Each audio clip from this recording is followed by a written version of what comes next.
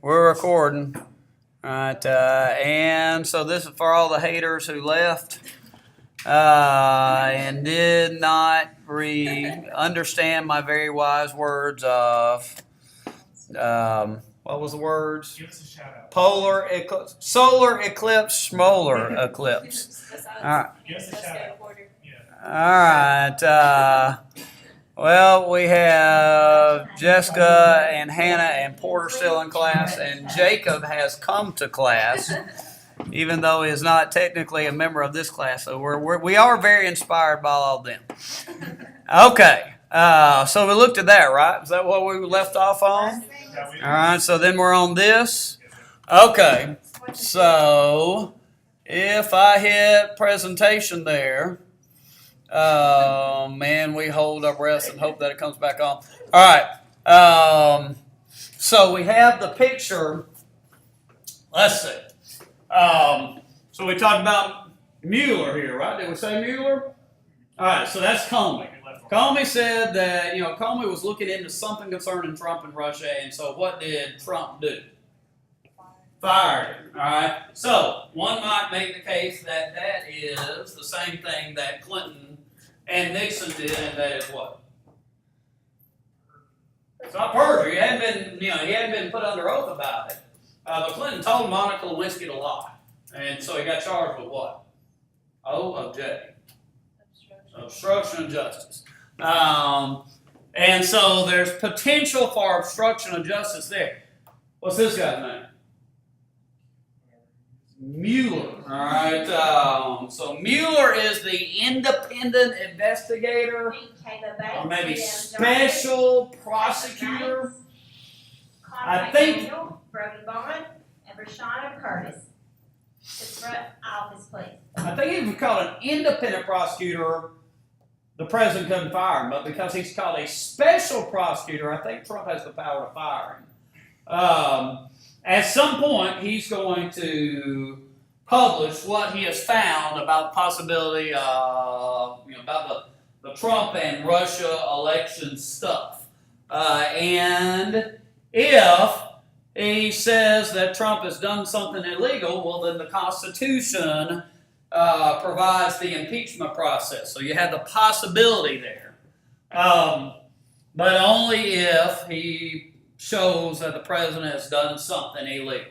Okay, now, President Trump has said at one point that if he shows that he's done something illegal, what's Trump going to do? Say it's a lie. Pardon himself. All right, Article 2 of the Constitution gives the president the power to pardon. Every president pardons a certain number of people, especially at the end of the term. Isabel Morton, Julie Haro, Randy Lucas Domingo, Jackson Holland, and Logan Parker. Especially at the end of the term, when doesn't matter if he's not up for re-election, he's a lame duck, he's about to step down, doesn't matter if he does something unpopular. Almost every president will pardon somebody. President Obama's most controversial pardon. Smith, report to the main office. Mia Smith. I got the name while they're making an announcement. You tell me who they are. Chelsea Manning. Who's that? Transgender soldier who did something in the Middle East. Can't remember what that soldier did, but that soldier was in jail. I think got maybe kidnapped. I can't remember exactly how it went. Got kidnapped by ISIS, and in the process of trying to get the soldier back, I think a couple soldiers got killed. I think Chelsea Manning wandered off like the military station. Well, was feeling rebellious, didn't like what was going on, and just kind of wandered off, and then got captured. In the process, trying to rescue Chelsea Manning, a couple of soldiers got killed, or something like that. At any rate, they eventually let him go, and then he had sex change, operation, but he got arrested and was in jail, in prison, and President Obama pardoned Chelsea Manning, and that was, there was a backlash to that. That was the most controversial of his pardons. But President Trump said at one point that if anybody who works for him, Lisette Cornejo, Riley McIntyre, Carson Spear, Danila Samples, Camila Steele, Michelle Mondragon, James O'Shields, Hudson Dyer, Odali Soria, Caden Charles, Cindy Bucher, Connor Johnson, Daniel Newton, Trey and Colin Prater, Maddie Fletcher, Brandon Babios, John Anthony, Aaron Bunch, Tori Gaddis, Kayla Watson, Catherine Russell, George Russell, Raquel Keebler, Casey Cochran, Joshua Tolson, Matthew Turner, Cole Brown, Jaden Brock, Olivia Brown, Maria Cortez, Abigail Crow, Ashley Mills, Giovanni Sanchez to the front office, please. so he first said, if anybody working for him Brzezowski to the front office. is accused of some wrongdoing, he would pardon them. But then at one point he said, he can pardon himself. He has the power to pardon himself. That was Ashlyn Brzezowski. Ashlyn Brzezowski to the front office. Ask me whether he has the power to pardon himself. Oh, I don't think we know. If he was accused if he was accused of a crime, I now have an answer. He could be impeached and removed. That's an entirely different thing from whether or not he would go to jail. So I think he could pardon himself and keep himself out of jail. But I don't think he could keep himself from being impeached and removed from office. But I don't know. But that question of whether he could pardon himself has come up. But all that has to do with the limits that the Constitution puts on the government. And so the impeachment process is set out by the Constitution. All right. Okay, look at it for a second. Make sure you take a look at your notes. All right. What is the idea that the government is not all-powerful called? Limited government. All right, what's the idea that the government and the people have to obey the law?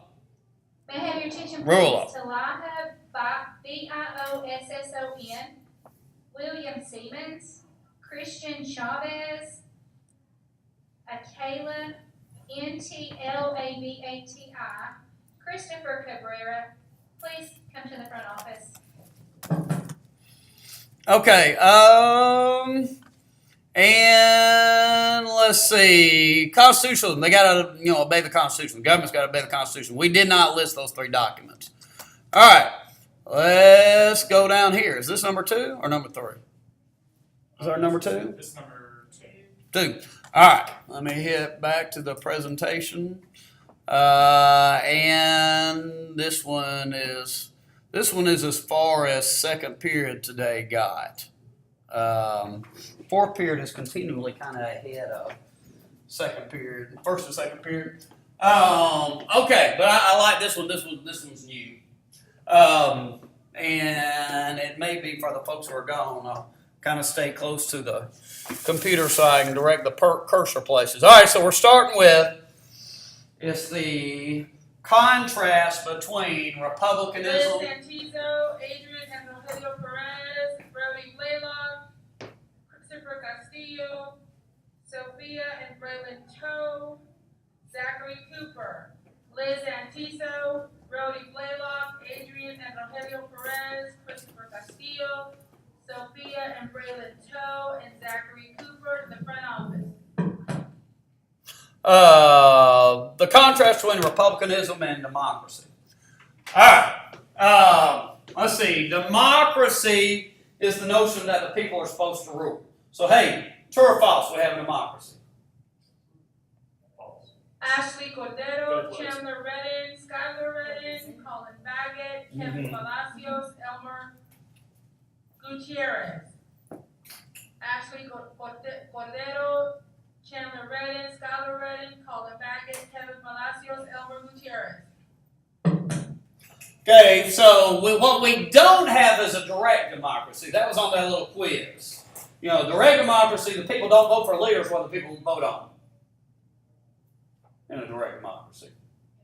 Yeah, laws. If the gay marriage is going to be legal, the people vote. If abortion is going to be legal, pot's going to be legal, whatever it is. If we go on a war someplace, the people vote. So that's a direct democracy.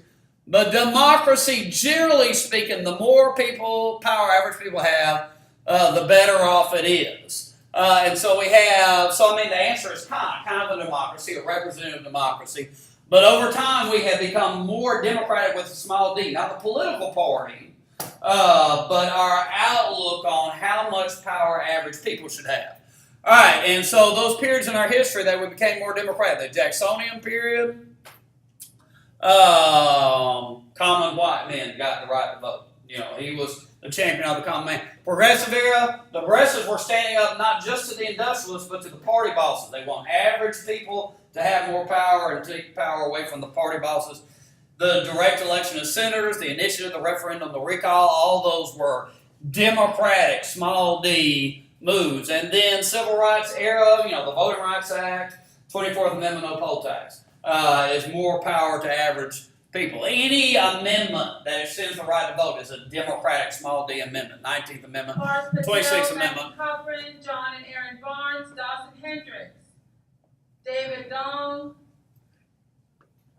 Dara Patel,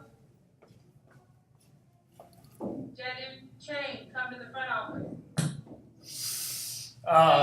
And hey, well, I'll send you something. It may be that when everybody leaves, I just make this heading, remake this one. That way, I don't have the interruptions. We'll see if I can get to it that way. I'll send it out that way. But we tend to be biased in favor of democracy. When I took a little survey, and more people felt like leaders should do what the people want rather than what they want. Rousseau said the government ought to do the will of the people. So that's democracy. All right. So here we have this symbol, power to the people, very democratic sound. It was original in the late 60s with Black Power sign. Okay, here we have kind of the fears about democracy. That's Charlottesville last week, and just kind of feels like mob rule and the authorities are out of control. And Gina Doohan come to the front office, and Gina Doohan to the front office. Okay, and then we have, at least right now, the strangest picture in the history of Donald Trump. In the year 2013, a number of dreamers, young people whose parents had brought them here when they were young without permission, who had grown up here and made good grades, were going to college and never got in trouble, and were in favor of the DREAM Act that would allow them to get a path to citizenship, went to see businessman Donald Trump.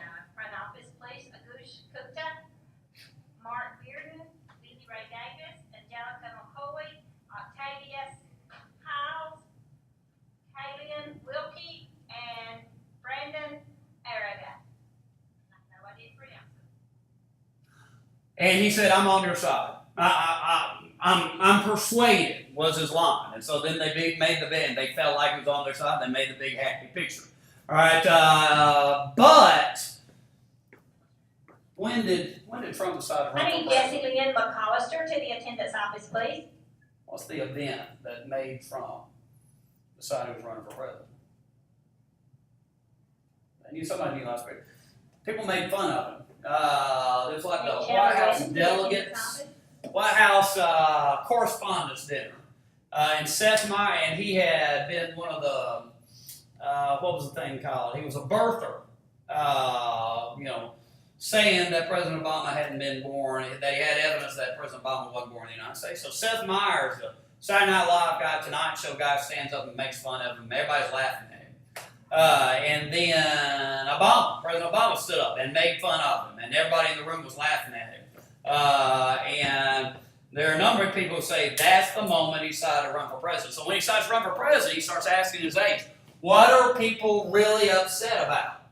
What can I run on? And they went to him and they said, well, a lot of folks really fired up about immigration. So it's at that point he became the hardliner on immigration as a delegate. Not because he has a conviction on the thing, but because he knew it was good politics. Kaylin Aker, and Randall Forster to the front, please.